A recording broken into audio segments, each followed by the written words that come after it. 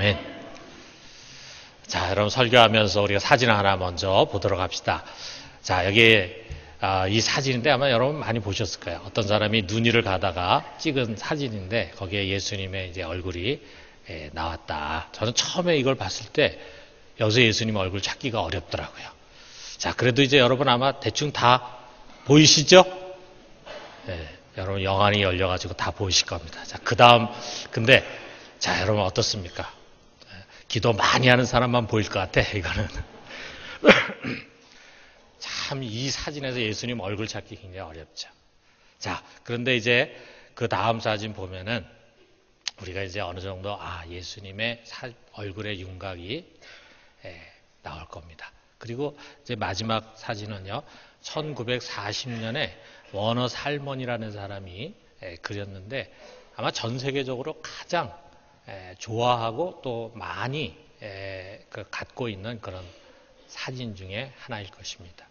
자, 우리가 처음에 나와 있는 두 개의 사진과 비교해 보면은 굉장히 희미하고 이게 예수님인지 어떤 모습인지 우리가 잘 분별이 안 가는데 이 사진을 보면은 이것이 분명히 예수님이라고 하는 것을 우리가 느낄 수 있지 않습니까?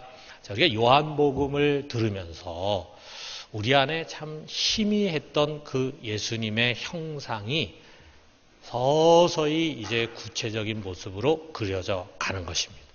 자, 이 성령은 이 성경을 통해서 바로 예수님의 형상을 여러분과 저의 심령 속에 각인시키고 새겨놓고 그려가기를 원하십니다. 이 성경을 쓴 목적을 저자가 되는 요한이 성경 마지막 부분에서 이렇게 말하고 있어요. 요한복음 20장 31절에 보니까 오직 이것을 기록하면 너희로 예수께서 하나님의 아들 그리스도이심을 믿게 하려 하며 또 너희로 믿고 그 이름을 힘입어 생명을 얻게 하려 함이라. 이 성경을 기록한 것은 우리로 하여금 예수가 누구인지 예수에 대한 가장 정확한 지식을 우리 속에 심어줘서 우리로 하여금 예수님이 하나님의 아들이다라고 하는 분명한 고백을 하게 하기 위한 것이고 그래서 그 이름을 힘입어서 우리로 하여금 영원한 생명을 얻게 하려는 목적이다라고 하는 걸 밝히고 있습니다. 자, 우리가 첫 시간부터 같이 나눴지만 태초에 말씀이신 하나님, 로고스 하나님, 성자 하나님이 우리 인간과 같은 육신으로 세상에 오신 분이 바로 예수 그리스도이십니다. 자, 그런데 우리는 지금 다 그렇게 알고 있지만 그 당시에 예수님이 살았던 당시에 사람들이 예수님을 그렇게 알 수가 없었죠.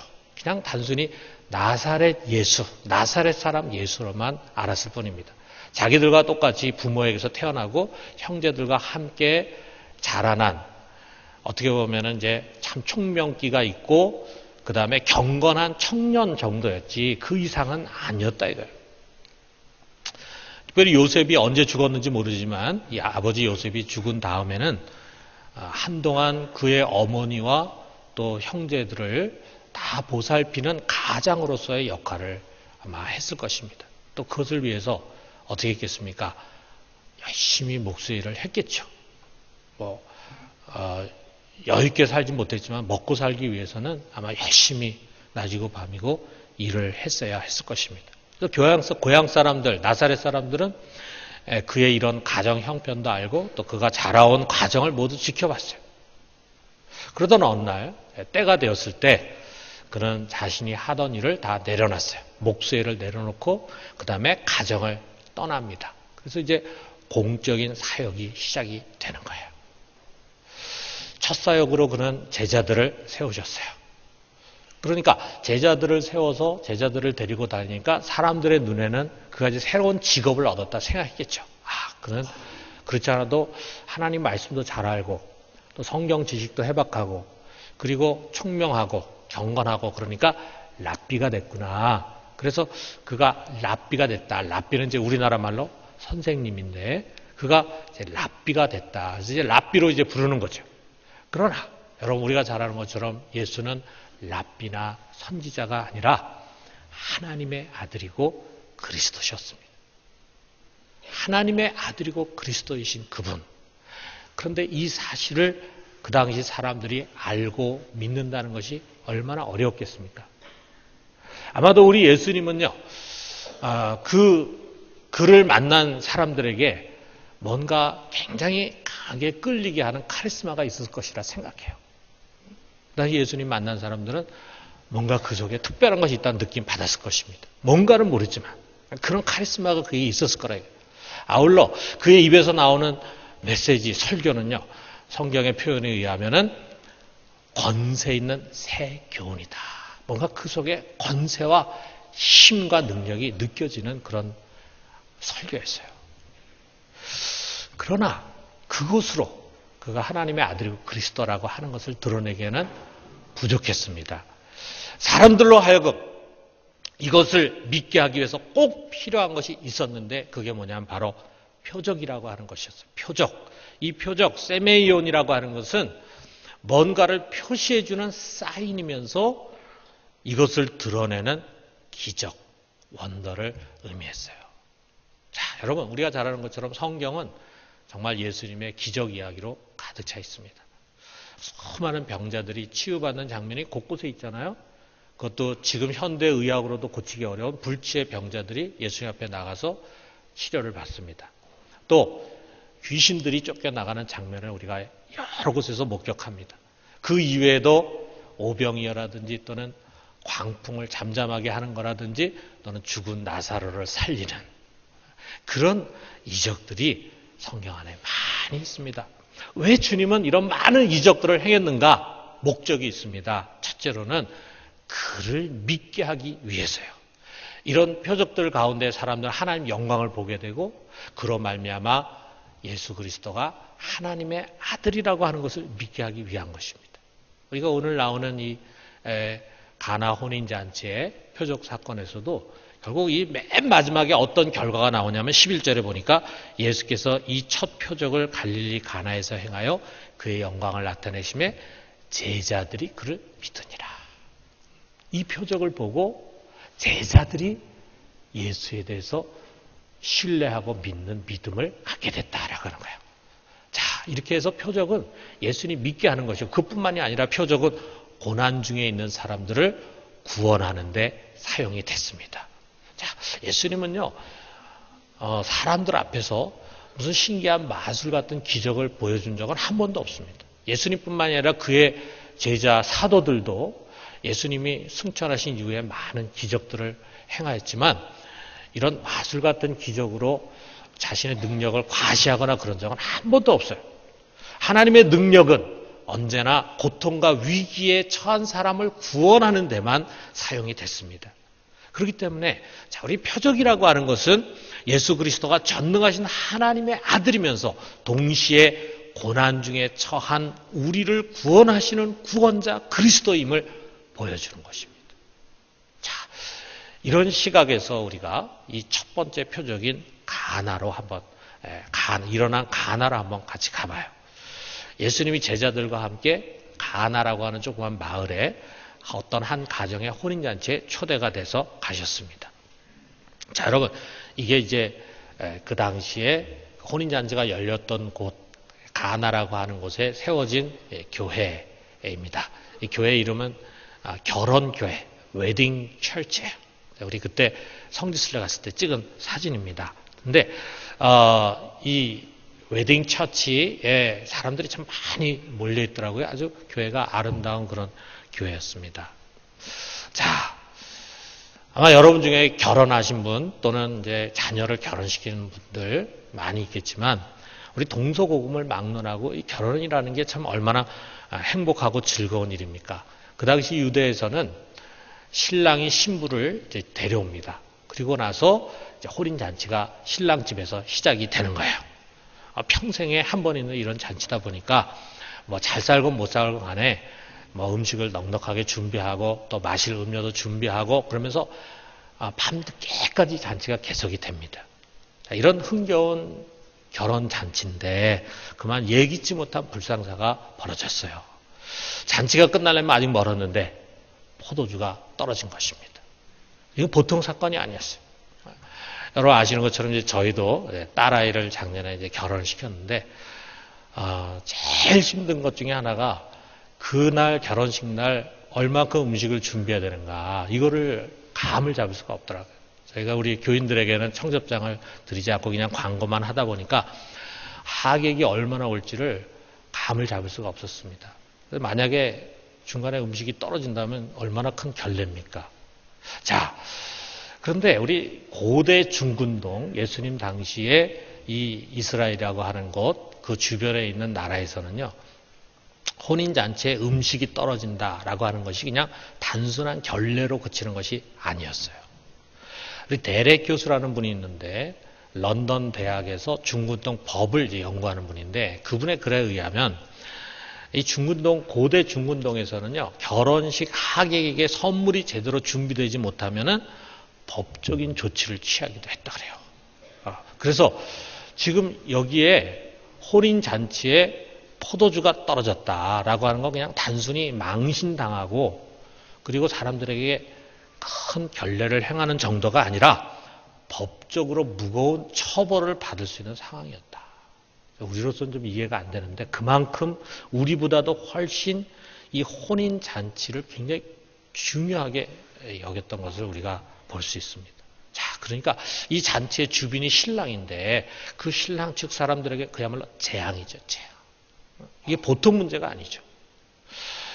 그들은 이 소리 소문 안 내고 이 소문 내면 또 잔치가 큰일 나니까 소리 소문 안 내고 어떻게든지 이 문제를 해결하려고 했지만 무슨 뾰족한 수가 있겠어요. 뭐 지금 같으면 얼른 마트에 달려가가지고 거기는 포도주를 다 긁어 모아가지고 대처하겠지만 옛날에 그런 일이 있을 수가 없잖아요. 자, 그런데 그들이 이 고민을 아무도 모르게 쉬쉬하는 가운데서 마리아에게 이야기한 것을 보면은 아마 마리아와 굉장히 가까운 집안이었던 것 같아요. 어쩌면 친인척이었을지도 모릅니다. 이 소식을 마리아가 듣게 됐어요. 얼마나 마리아도 걱정이 되겠습니까? 그래서 이것을 곧바로 예수님께 달려와가지고 이 사실을 알렸습니다. 사실을 알렸다는 얘기는 좀 도와달라라고 하는 이야기였죠. 그랬을 때 예수님의 반응이 무엇이었을까? 여기에 4절이 그것을 말하는데 4절에 보니까 여자여 나와 무슨 상관이 있나이까? 내 때가 아직 이르지 아니하였나이다. 자, 여러분 이 말씀 그대로 한번 우리가 이렇게 생각을 해보면요, 느낌이 어떻습니까? 굉장히 차갑고 무정하게 느껴지잖아요. 예수님이 단호하게 거절하는 그런 느낌을 우리가 받지 않습니까? 참 이 말이 말이죠, 이게 해석에 많은 논란을 부르고 있는 말입니다. 자, 우리가 요 4절을 이해하는 게 쉽지가 않습니다. 왜 예수님이 이런 말을 하셨는가? 어떤 뜻에서 이런 말을 하셨는가? 쉽지가 않다. 먼저 여기에 예수님이 어머니에게 여자여라고 부릅니다. 지금 같으면 불효막심한 노릇이죠. 어머니에게 여자여 그런다 이거죠. 지금은 여자여라는 말을 자기 부인에게만 해도 그날 단박 싸움 나죠. 이 여자가 이러면은 여러분 자기 부인에게 이 여자가 그러면은 큰일 나죠. 그만큼 우리는 여자여라고 하는 표현이 굉장히 하시하고 좀 불쾌하게 들리는 그런 내용인데 그 당시에는 이게 마담이라는 그런 의미를 갖는 경어였어요. 경어. 그러니까 이게 하시하는 말이 아니고 존칭어였습니다. 자, 근데 그 다음 말이 이제 문제예요. 여기에 예수님 뭐라냐면 나와 무슨 상관이 있나이까 이렇게 이제 얘기합니다. 우리가 언뜻 요 말만 들으면은 아니 혼인잔치에 그 집에 지금 포도주 떨어진 게 나하고 무슨 상관이 있습니까? 이렇게 우리가 해석하기가 쉬운데 원래 말은 그런 말이 아니고 이 말을 직역하면 뭐냐면 나와 당신이 무슨 관계가 있습니까? 이런 뜻이에요. 어머니 당신과 내가 무슨 상관이 있습니까? 지금 이렇게 이야기하는 거야. 여기 지금 나와 당신이 무슨 상관이 있습니까? 라고 하는 요 말이 이 신구약 성경, 구약에서도 많이 등장하고 신약에도 많이 등장하는데 일종의 관용구예요. 근데 그 의미가 정확하게는 우리가 잘 모르는데 대략은 상호 간의 관계 단절 또 서로가 상관할 바가 아님을 가리키는 뜻으로 사용이 돼요. 자, 예를 하나 든다면 회당에서 이제 귀신이 예수를 보고 한 말이 이런 말이 있습니다. 마가복음 1장 24절에 보면 나사렛 예수여 우리가 당신과 무슨 상관이 있나이까. 이게 똑같은 말이에요. 우리가 당신과 무슨 상관이 있나이까. 우리를 멸하러 왔나이까. 요 우리라고 하는 대명사 대신에 나라고 하는 대명사로 바꾸면 예수님이 어머니에게 한 말과 똑같은 말입니다. 내가 당신과 무슨 상관이 있습니까? 이런 말을 했다 이거야. 야, 어머니에게 여자요 라고 하는 것도 조금 그런데 내가 당신과 무슨 상관이 있습니까? 라고 말씀을 하신다 이거죠. 여러분 우리가 이 의미를 잘 이해를 하지 않으면은 오해하기가 쉬운 거죠. 자, 예수님의 이 말씀의 의도를 알기 위해서 먼저 그 당시 상황을 우리가 한번 생각해 봐요. 자, 마리아는 지금 이 잔치집에 포도주가 떨어져서 난리가 났습니다. 그런데 왜 이 문제를 가지고 예수님께 갔을까? 자, 아마도 언제인지 모르지만 남편 요셉이 죽은 다음에 이 마리아는 아마 모든 문제를 이 마다들과 상의했을 것입니다. 뭐 좀 일찍이 남편을 잃은 우리 자매님이 계시다면은 아마 이해할 거예요. 일찍이 남편이 잃었는데, 근데 마다들이 참 신실하고 정말 믿을 만한 그런 아들이다. 그러면은 자연히 그 아들을 의지하게 되지 않겠어요? 어쩌면은 인간 이상으로 그 속에 능력을 기대했을지 몰라요. 왜냐하면 우리가 잘 아는 것처럼 다른 사람 몰라도 이 마리아는 예수님이 어떻게 잉태가 됐는지, 자기 속에 잉태된 이분이 성령으로 잉태했다는 사실 누구보다 잘 알고 있잖아요. 그것을 다른 사람에게는 얘기할 수 없지만 자기 마음에 담고 있었다 이거예요. 자, 그러니까 예수님은 단순한 아들 이상이었을 것입니다. 성인이 된 이 아들은 더더욱 어떤 문제든지 말하고 도움을 요청하는 대상이 됐을 거예요. 그래서 아들로서 찾아와가지고 지금 이 어려운 문제를 좀 풀어달라는 청탁을 하고 있는 것입니다. 자, 그랬을 때 예수님은 더 이상 그가 어머니의 부탁과 명령을 따를 사적인 존재가 아니라고 하는 것을 얘기하고 있는 것입니다. 비록 공경의 표현이지만 그녀를 어머니라 부르지 않고 여자여 라고 부릅니다. 당신과 내가 무슨 상관이 있습니까? 당신과 나는 이제 관계가 없습니다 라고 냉정하게 선을 긋는 것은 이제 그가 더 이상 여인의 아들이 아니라 하나님의 아들이고 한 가정의 가장이 아니라 이제는 모든 인류를 구원할 공적인 자리에 서 있음을 알려주는 거예요. 정말 선포하는 거예요. 이제 그가 공인이 됐다고 하는 사실을 어머니는 아셔야 됩니다 라고 하는 걸 선포한다 이거예요. 여러분 우리가 그런 뜻으로 이해한다면 예수님의 이 말씀의 의도를 우리가 충분히 이해할 수 있을 것입니다. 그러면서 예수님은 아직 자신의 때가 이르지 않았다라고 말씀하십니다. 여러분 이 성경에 예수님이 내 때가 아직 이르지 않았다라고 하는 표현이 많이 나오는데 그 때, 이 호라라고 하는 그 때가 언제냐. 예수님 말씀하시는 그 때는 그가 마지막 십자가의 죽음을 통해서 아버지께 영광 돌리고 아버지의 뜻을 이룰 그때를 가리키는 거예요. 그러나 여기서는 그보다는 아직 자신이 나서서 그런 일을 할 그런 때가 아니다라고 이해하는 것이 더 자연스럽습니다. 자, 여러분 분명한 거절이죠. 예수님 분명한 거절이죠. 이 성경을 읽는 우리들에게는 분명히 그렇게 느껴집니다. 예수님의 이 4절에 있는 말씀은 예수님이 지금 이 가정에 생긴 문제를 도울 수 없다라고 하는 거절이죠. 그런데 그 말을 듣고 하는 마리아의 행동을 보면은 마리아는 거절로 느낀 것이 아니라 오히려 승낙으로 느꼈다 이거예요. 어떻게 그랬을까? 아마도 어머니만이 알 수 있는 아들의 표정과 모습이 있었을 것입니다.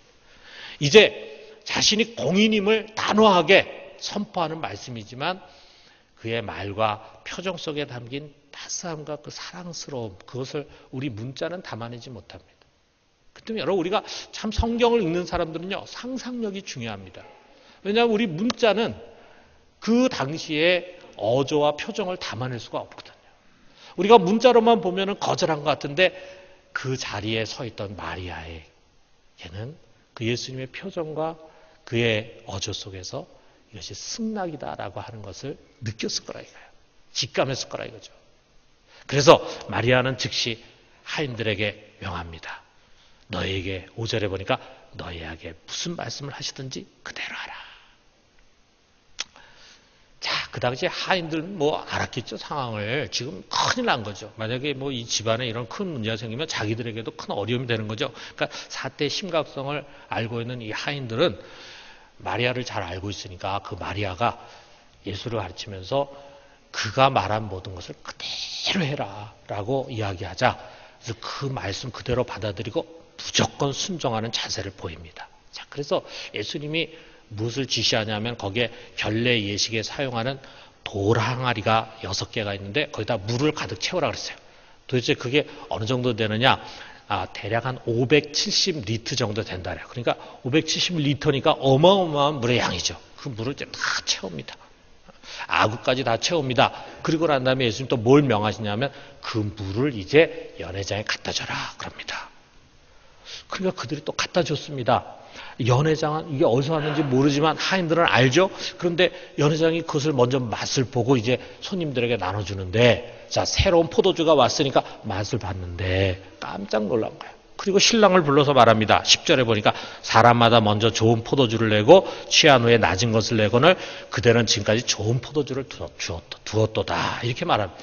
뭐 그 당시만의 풍습인지 아니면 지금도 그러는지 우리가 포도주를 안 마시니까 잘 모르겠지만, 우리 포도주를 마시는 그 당시에 사람들에게 있어서의 이게 이제 하나의 에티켓이나 아니면은 풍습이었던 것 같아요. 처음에는 아주 좋은 포도주를 내줍니다. 그러면은 처음 포도주 마시는 사람들은 그 포도주에 대한 감각이 있으니까, 이 포도주가 어디서 난 거냐? 너무 맛있다. 이렇게 하면서 먹다가 이제 나중에 술이 막 취하면은 그때는 좋은 거 나쁜 거 가릴 만한 능력이 없으니까 그럴 때 이제 낮은 포도주를, 이제 싸구려 포도주를 이제 내놓는다 이거죠. 자, 그런 풍습이 있었던 것 같아요. 자, 그런데 이것을 마셔본 연회장이 깜짝 놀란 거예요. 이전에 나왔던 거하고 비교할 수 없을 만큼의 아주 최상급의 포도주였습니다. 자, 하인들은 그냥 주님이 명하신 대로 순종했습니다. 그런데 언제인지는 모르는데 그 물이, 분명히 그들이 물을 그 돌 항아리에 넣었는데 그 물이 최상급의 포도주로 변했던 것입니다. 포도주가 떨어지는 바람에 깨빡치고 원망과 비난으로 끝날 잔치가 오히려 최고의 포도주로 자리가 빛나고 더 흥겨움을 더하는 잔치가 된 것입니다. 자, 이 모든 과정을 옆에서 지켜본 자들이 있었는데 그들이 바로 제자들이었다 이거죠. 그 제자들은 놀라면서 예수님을 믿게 되었습니다. 자, 여러분, 이것이 예수님이 처음으로 행한 표적이었습니다. 자, 우리가 이 가나에서 행한 혼인잔치의 표적 사건을 통해서 우리에게 주시는 몇 가지 교훈을 생각해 봐요. 첫째는 뭐냐 하면 인생의 문제를 갖고 찾아갈 분은 오직 한 분이다. 여러분, 여기 마리아는 참 지혜로운 여인입니다. 포도주가 떨어진 이 위급한 상황에서 그것을 해결할 수 있는 유일한 길이 무엇인지 그녀는 알고 있었어요. 뭐냐? 예수 그리스도였다 이거죠. 여러분, 우리 역시 마찬가지입니다. 우리도 살아가다 보면은 혼인잔치에 포도주 갑자기 떨어진 것과 같은 황망한 상황을 맞이할 때가 있습니다. 인생의 위기가 찾아오거나 감당할 수 없는 시련에 봉착하는 거예요. 앞을 봐도 길이 없고 뒤를 봐도 길이 없고 옆을 봐도 길이 없고 위를 봐도 길이 없는 그때가 우리에게 찾아올 때가 있습니다. 여러분, 그럴 때 우리는 낙심하기 쉽습니다. 그냥 주저앉고 포기하거나 염려 근심에 사로잡히고 힘 있는 사람을 의지하려고 생각하기 쉽습니다. 여러분, 그때 여러분 이 가나의 포도주 사건 잊어서는 안 됩니다. 우리가 갈 곳은 오직 하나, 예수 그리스도이십니다.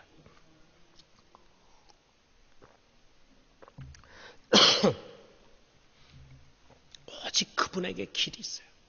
우리가 생각할 때는 전혀 길이 없어 보이는 그 상황 속에서 길을 갖고 계신 분이 예수 그리스도예요. 그렇죠? 누가 이 물이 변해서 포도주가 될 줄 알았겠습니까? 그러나 그에게 그런 능력이 있습니다. 여러분, 그의 가는 길은 활짝 열려져 있어요. 아니, 주님은 우리 기다리십니다. 나에게 와라. 왜 네가 딴 데 가서 그렇게 방황하고 괴로워하고 염려 그 집에 사로잡혀 있느냐. 내게 와라, 내게. 내가 너를 구원해 줄 것이다. 여러분, 꼭 예수님께 나가서 구원의 은총을 맛보기를 주님의 이름으로 축원합니다. 두 번째로, 순종은 기적을 경험하게 해준다. 여러분, 우리 예수 그리스도는요, 로고스 하나님이세요. 그는 열면 닫을 자 없고 닫으면 열 자 없는 전능하신 주권자십니다. 그럼에도 불구하고 우리 주님은 준비되지 않은 곳에서는 능력을 행하지 않으셨어요. 자, 좀 이따 가버나움에 가셨다라고 하는 12절이 나오는데 가버나움에서는 주님이 굉장히 많은 능력을 행하셨어요. 그렇지만 그의 고향인 나사렛에 가서는 아무것도 할 수가 없었습니다. 왜? 그 동네 나사렛 사람들이 예수를 믿지 않아요. 그에게 순종하지 않아. 준비가 안 돼 있어요. 그러니까 이 능력의 주님이 아무 표적도 행하지 못하셨습니다. 자, 이것을 아는 지혜로운 마리아는 예수님의 명령을 받을 하인들에게 명합니다. 5절에 있는 말씀. 자, 우리 같이 한번 읽어봅시다. 너희에게 무슨 말씀을 하시든지 그대로 하라. 여러분, 이 말이요, 우리 2000년 기독교 역사에서 굉장히 많이 사용이 됐습니다. 주께서 무슨 말씀을 하시든지 그 말씀이 너에게 이해가 되든 안 되든 너의 경험과 이성에 맞든 안 맞든 그대로 해라. 만약에 하인들이 자기의 경험과 이성을 앞세웠으면 그거 할 수 있었겠어요? 그 물 항아리에 담았는데 그걸 갖다가 연회장에 갖다 주라. 할 수 있었겠어요? 안 했겠죠. 그러면은 이런 기적을 맛보지 못하는 거죠.